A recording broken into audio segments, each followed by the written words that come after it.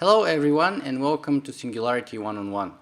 Singularity One-on-One is a podcast feature of Singularity weblog, where you can go and listen to it or download it in full. As you may already know, my name is Nicola, aka Socrates, and as always, I will be the man with the questions. Today, I'm privileged to have Charles Stross as my guest on the show. Charlie is a very well-known science fiction author and the writer of one of my favorite science fiction books titled Accelerando. And as far as the book is concerned, I can say that I have rarely read a book with such a broad plot horizon, spanning time and space across the whole of the universe, with such a dazzling imagination, supported by the latest and greatest bleeding edge of science and science fiction, and with such deep implications for the whole of humanity. So I'm terribly excited to welcome Charlie to our show today.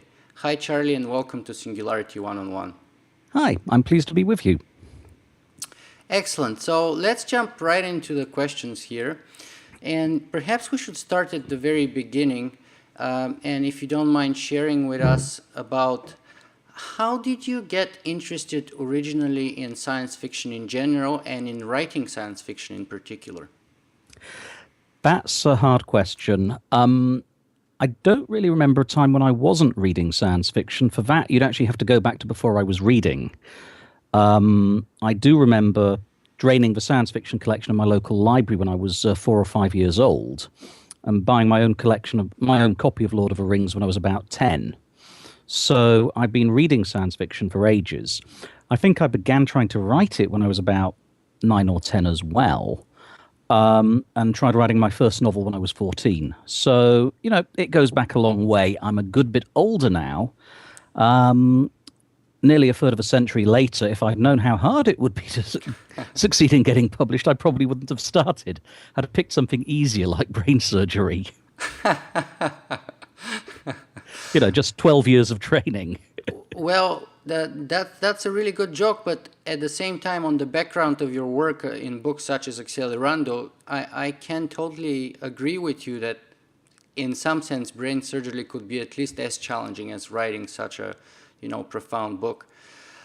So in that case, what is the motivation, or is there an overarching motivation behind your work? Is it just curiosity, interest? Yes. Sort of making ends meet, or what would it be? Well, I should add that these days I write for a living because it is my day job, and has been for pretty much exclusively for the past 6 years. And I've been writing for a living for most of the past 20 years in one form or another. But it's not a very well-paid day job. Let's put it that way. Nobody goes into writing science fiction planning on getting rich. A few people succeed against the odds, but in general, if you want to get rich, become an accountant or a lawyer. The reason I stay at it is because I can support myself, and it's something I enjoy doing. It gives me a chance to, I guess, indulge my curiosity, indulge my sense of play, I guess, and to keep coming up with new ideas and doing something which I practiced as a hobby for 20 years first. And so in that sense, then, how do you see Charlie Stross? I mean, are you a storyteller who sort of invents or creates those stories for entertainment? Or is there a general moral or a message that you want to carry through your work? Or are you a futurist who wants to show us and bring sort of down a future to your readers that they should consider and the implications thereof? Or all of the above? All of the above fits better. Also, I enjoy telling jokes, and I think you'll find a few of them in my work. Absolutely. Yeah, but above all, I get bored easily. I've got a shortish attention span, made worse by the internet. I like to poke my nose into new ideas and new fields, and then move on and do something else periodically. This line of work actually lets me indulge in my worst instincts. And people pay me for it. Oh, perhaps that's why Cory Doctorow, in one of his podcasts, said that Charlie Stross has an evil mind. Oh, I like to think so. He was sharing with his audience about how you guys are working on Rapture of the Nerds and so on. And Yeah, we're squabbling over it at present, and we're a bit over halfway through the first draft. So that should be out next summer. oh, And I'm looking forward to it. yeah, basically it goes back, I think, to about 2003, where we were chatting in email, and I said, well, how about trying a collaboration? He said, well, okay, let's go for it. And I had this sort of first 2 or 3 pages of a short story that I hadn't actually been able to do anything with. Guy wakes up after a party lying in a bathtub and finds there's a biohazard trefoil on his arm. So I threw it at Corey, who added 1,000 words and threw it back at me. And we sort of did it that way, playing tennis with a story in 1,000-word long chunks, write your way out of this bit, you bastard, each time. And to our shock, we sold it to sci-fi.com, if I remember correctly. No, or was it? Sorry, I'm trying to remember the order of a story sale 8 years ago. Anyway, it did sell, and then, much to our surprise, we had a request from an editor to write a sequel, another novella. So we continued with the story. And then, and this is the really surprising bit, Tor decided they wanted to buy the book. Now, they actually made us an offer said we would like to buy the book-length expansion of Rapture of the Nerds. You've got 2 novellas, write us another big one and do it as a fix-up. About 4 or 5 years ago now, and about every year, I'd sort of email Corey and say, well, do you have any free time this year? How about it? And Corey would say, no, sorry, I'm busy. How about you? And, I had to admit I was busy as well. Until sort of last year, on April the 1st, Locus, which is the trade magazine for SF writers and reviewers and people who work in the biz, they like to run April Fool's jokes every year. And, this year, last year, the big April Fool joke was Stross and Dr. O signed for 7-digit book advance to write the authorized sequel to Atlas Shrugged. That was hilarious. And can you believe it? I didn't get the joke the first 3 or 4 lines. I was shocked. And yeah. And, I emailed Corey and said, well, how about it? And he said, well, funnily enough, I have some free time coming up. So at this point, we decided we had to do it. Well, not the authorized sequel to Atlas Shrugged, but the authorized sequel to Rapture of the Nerds Parts 1 and 2. Yes, I agree. That's the better idea for sure, as far as I'm concerned. But let me ask you this. I recently interviewed Werner Vinge, and as a result of that interview, I have several questions towards you. But one of the things that I noticed with him is that his take on writing was making sense of the universe. Because I asked him, is there an overarching theme or something that spans through all your work? And his answer was, well, I'm kind of trying to make sense of the universe and where we're heading with my work, and sort of bring this understanding to myself, but also to others, hopefully. So let me ask you, is there any such motive or element in your work? There's something similar but different.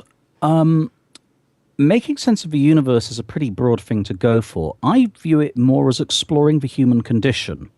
Now, mainstream literary realist fiction of the past century, it's all about the human condition, stereotypically about a novelist struggling with a midlife crisis and a novel that he can't work on while having an affair somewhere in the academic district of his home city, to play with a ghastly stereotype. I view the human condition somewhat more broadly. The job of fiction is to come up with plausible lies about how human behavior would work under imaginary conditions. Setting aside the hyper-realist, modernist literary novel, for example, historical fiction, it's an exploration of the human condition in other civilizations in the past. Science fiction, it's the exploration of how we might behave if new technologies or new laws of nature were discovered under circumstances which are plausible but which don't actually apply. Fantasy fiction, you draw it a bit more widely. You're studying the human condition, but you're either using allegory or metaphor or literal magic, how humans would behave under that. I find the latter is slightly less useful as a tool for exploring humanity, but the former, certainly. It's all about the human condition because, after all, we're human. We perceive the universe through the filter of our own senses. So, in that sense, let me ask you this then. The human condition has been more or less constant for the last, I don't know, 10, 20, 30,000 years, maybe since, the time of the Cro-Magnon. We haven't changed that much. And yet, I disagree. You disagree. Okay, go ahead. There is some recent research in genetics that suggests that human evolution is proceeding quite rapidly. If I remember correctly, the genes for example, digesting lactose, the main sugar in milk, without which you're not able to digest milk products such as cheese, only really began to spread a couple of thousand years ago. There are numerous examples of, I guess, microevolution within the human framework, and that's going with genetic determinism as well, to an extent that I don't really hold with. The idea that genes determine our behavior is pretty tenuous, and you don't have to be Richard Dawkins discussing the extended phenotype to knock it down and suggest that we are very much a platform that horizontally transferable memes, complexes of behavioral patterns spread across. So, I view the human condition a bit more broadly than just our genetics or our physiology. Arguably, the whole of the epiphenomenon of our civilization is part of a human condition. But, okay, so let me... I also recently interviewed Max Moore, who is the CEO of the Alcor Foundation, and he, for example, abides by the paleo diet. And according to people who follow the paleo diet, most of us don't have the lactose enzyme to digest milk and dairy products. I personally recently did a 23andMe DNA test, and I do have the lactose enzyme according to that test. But my point was a little bit different, so let me see if I can state it better.